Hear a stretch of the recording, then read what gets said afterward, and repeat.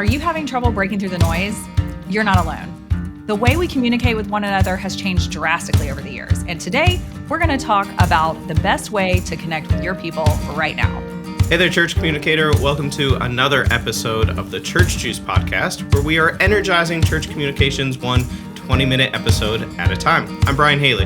And I'm Jeanette Yates. We're here to give you the communication tools and resources you need to thrive, no matter your title or role.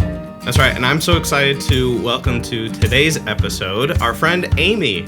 Amy, welcome to the show. Thank you for joining us.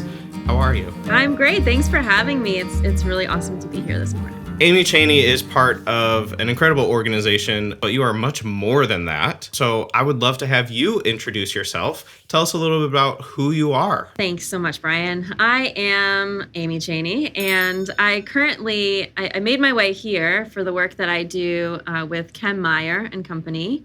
And Kem has been one of my heroes for a long, long time. She is the greatest church communications guru that I've ever met. Before I worked with her, I had quotes from her book, Less Chaos, Less Noise, on my church communications office walls. And it's really a pleasure to work with churches nationwide and help them to clear out some of that clutter and communicate really well so that we can do justice to the gospel, which is really what we're communicating at the end of the day. In addition to my work with Kem, I'm actually a school principal. I come to you right outside of Boston. I'm just a little north of Boston at a Christian school out here in New England, where I get to be the principal to 6th through 12th graders. And I've also spent time as an educator, as a teacher. I've taught art, I've taught Spanish. I was a teaching pastor for several years. I was a church communications director. If you're listening, I've probably done your job at one point or another. So I really love the opportunity to be able to support people that are doing work that I myself have done in the past. So it's really great to be here. Yeah, that's awesome. And we love Kem and the work that you all are doing over Kem & Co. and her book as well. How did you get connected there, and what's your role with Kem & Co? I serve as a strategist on the team, and so Kem and I, we sometimes partner together, and sometimes we have our own kind of solo projects, but I was connected to Kem through a mutual friend that I was on a church staff with, someone who knew Kem. And again, like I said, she was like a celebrity to me. And to be able to connect with her actually during the pandemic was when we started working together. We'd been working together for like 2 or 2.5 years before we ever met in person, which was wild, like a truly 2020s experience.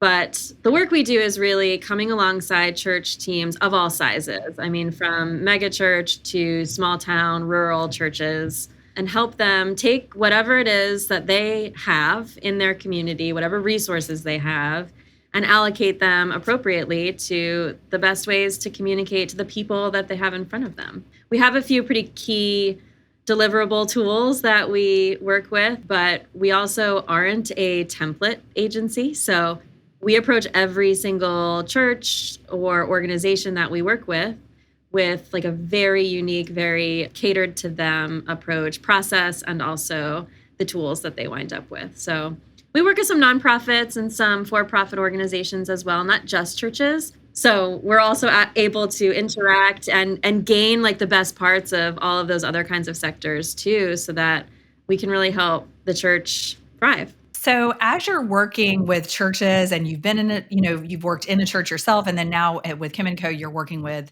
churches, like you said, nationwide. And also, of course, you're engaging in the business space a little bit too. So you're getting the communication methods and trends and all of these things from all different directions. In your experience, how are churches communicating differently today than maybe they did, a few years ago? It kind of depends whether we're talking about churches today doing it well or churches today who need our help. But in general, I think that we're finding that we're in a space in time where and I'm not going to be the first person you've heard say this, but folks are so saturated with information and stimuli from every single direction that what was once really helpful, competing with all of the noise around you, kind of screaming louder, posting more, sending more regular emails, adding the gift to the email. But we're coming to a point where that is just completely unsustainable. It's almost like the bubble has burst sort of on the noise that can be created by contemporary communication of all kinds. There's so much bad communication out there that to set yourself apart, you really need to do things a little bit differently.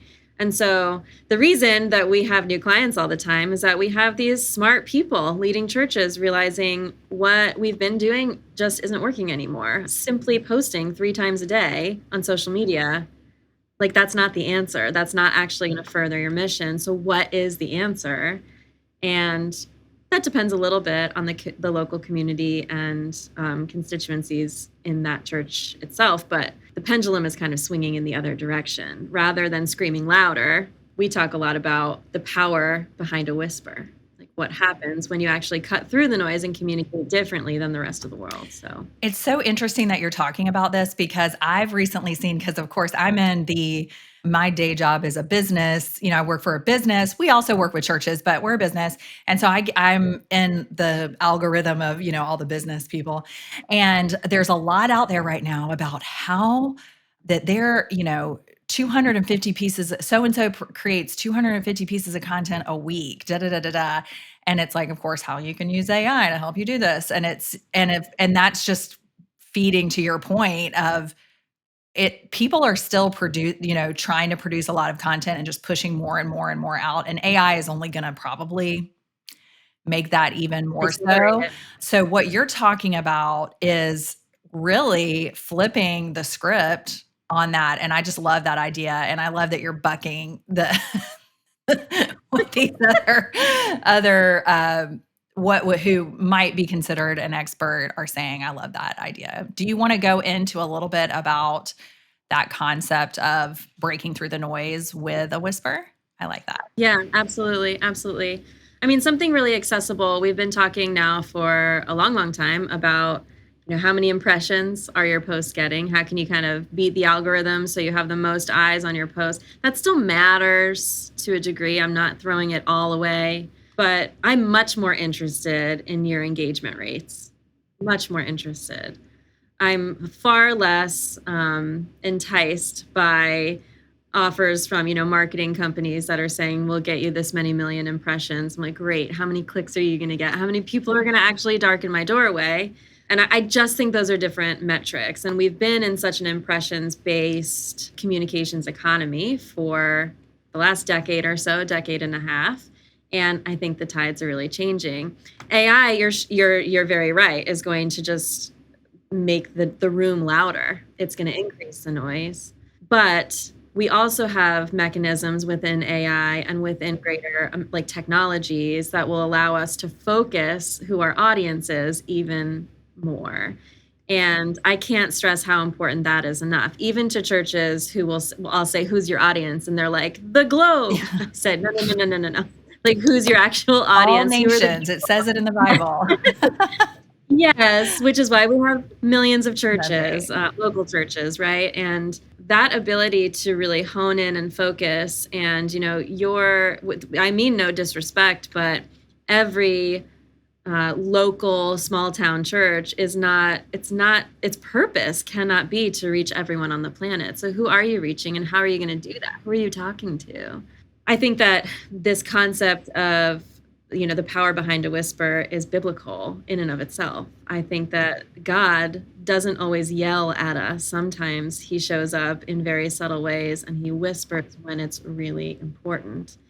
And something very kind of practical that I think about all the time with everyone I work with are the church bulletin, which became the weekly email, which inevitably takes 2 whole days of a communications director's week to produce and edit and get approval for.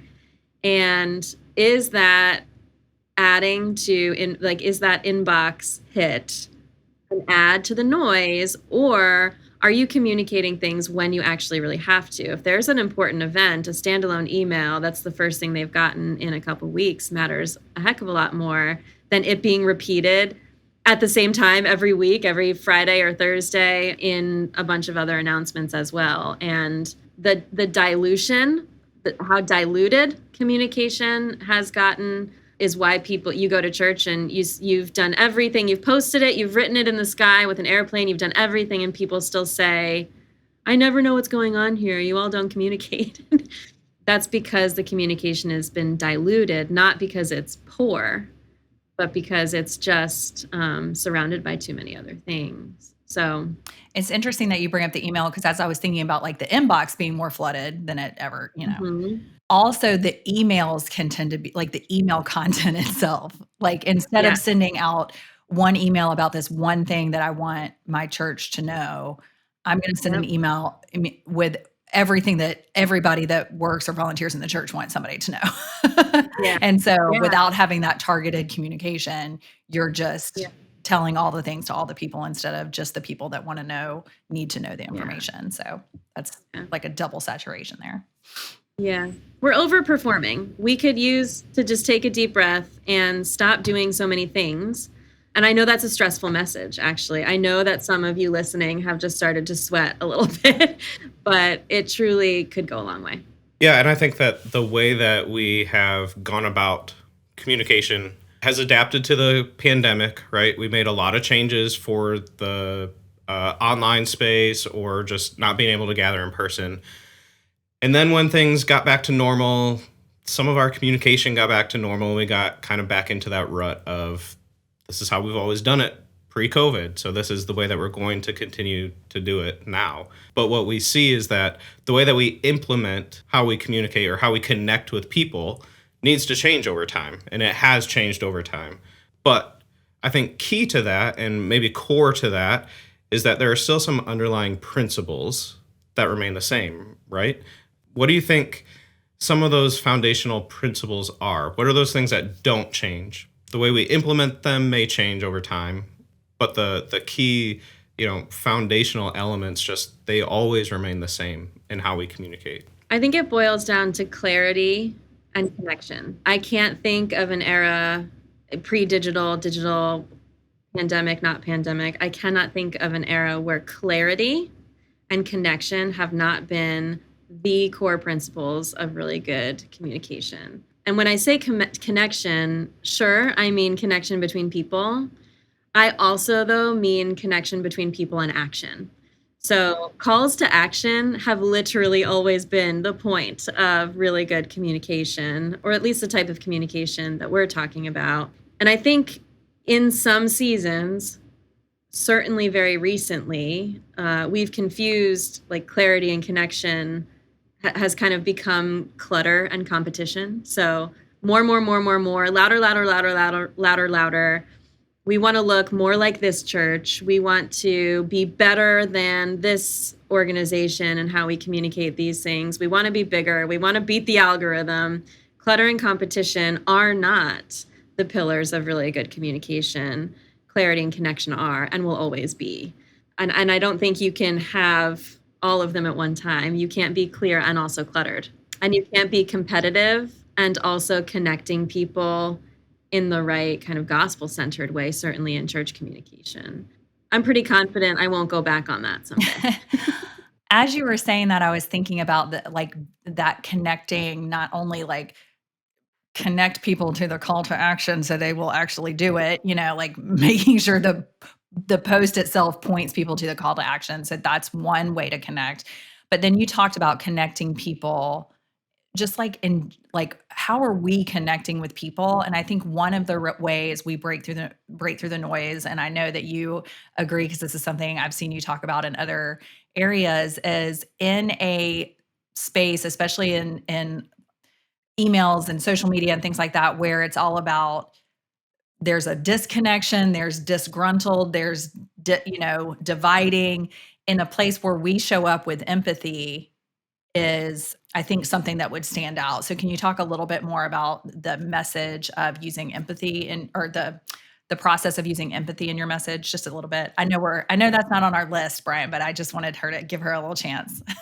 Yeah, no, absolutely, absolutely. And I'll say something about it and then give you actually a really, really practical, like do it tomorrow kind of a shift you can be making, particularly in social media strategy. Empathy, I think, comes across as a very like mushy, fuzzy, lovey word to some people.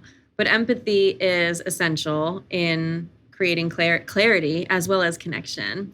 What you need to say to get a message across to somebody varies based on who you're talking to. If you're making a post for parents, you're going to use a different tone than if you're making a post for middle schoolers.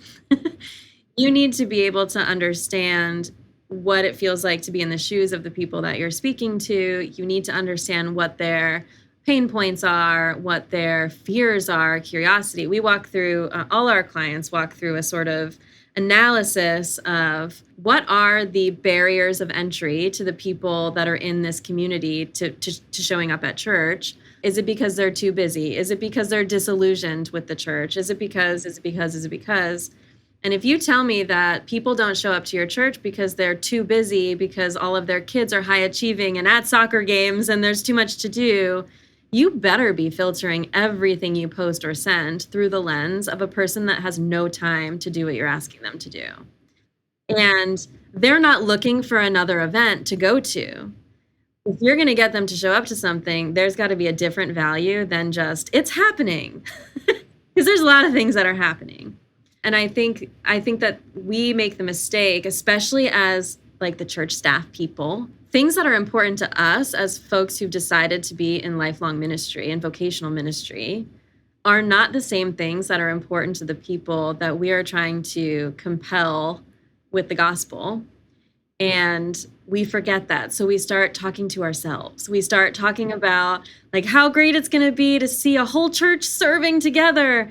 And that does feel great to us inside. But what is each individual person going to get out of that service day?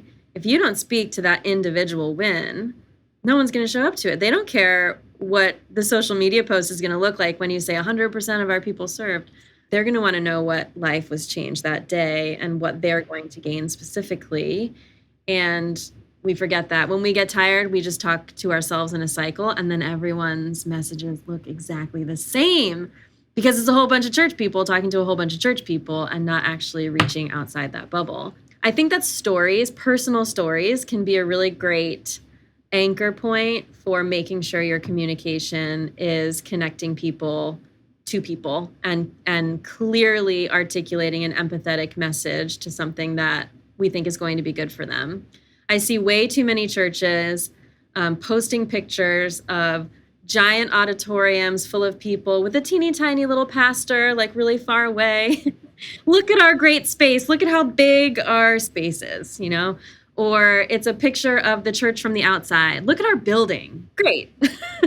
Show me faces of volunteers. Show me tearful congregants hugging each other after a service. Tell me a story of someone who didn't feel like they belonged anywhere until they connected with their small group and actually started to feel like they belong in a group.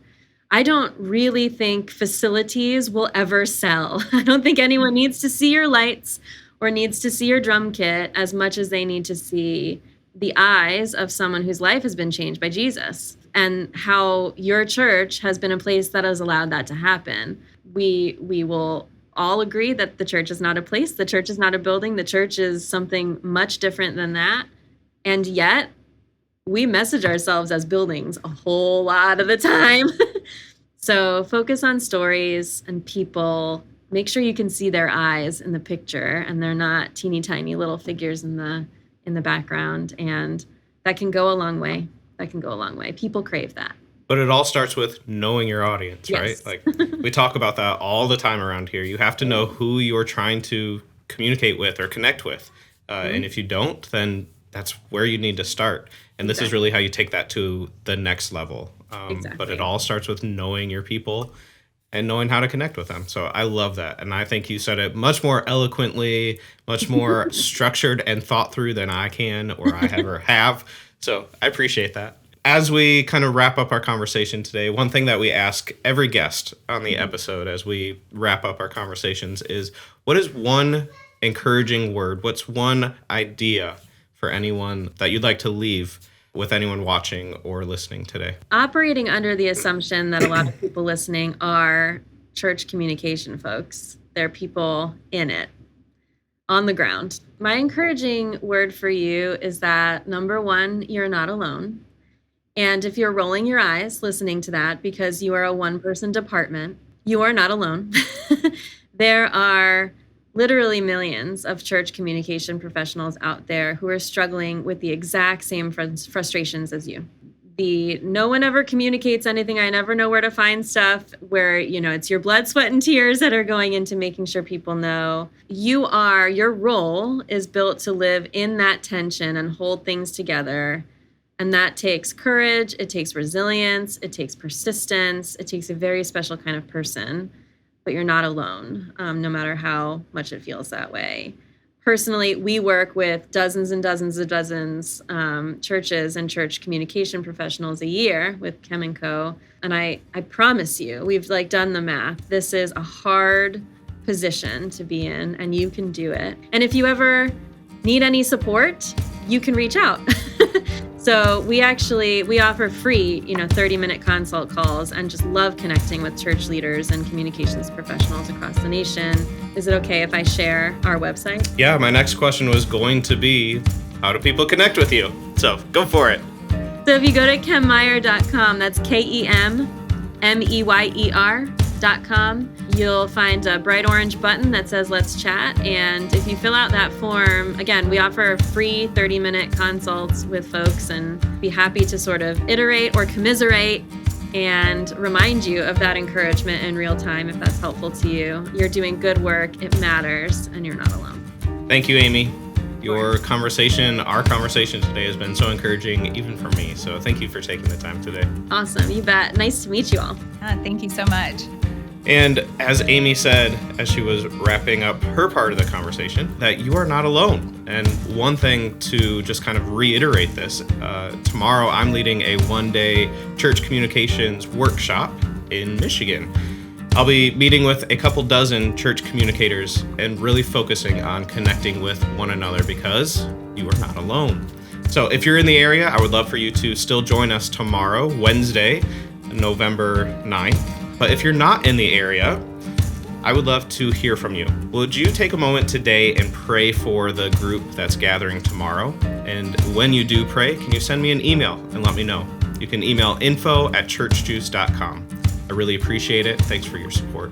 On behalf of Church Juice and everyone at Reframe Ministries, thanks for watching. We'll see you next week when we talk more about church communications.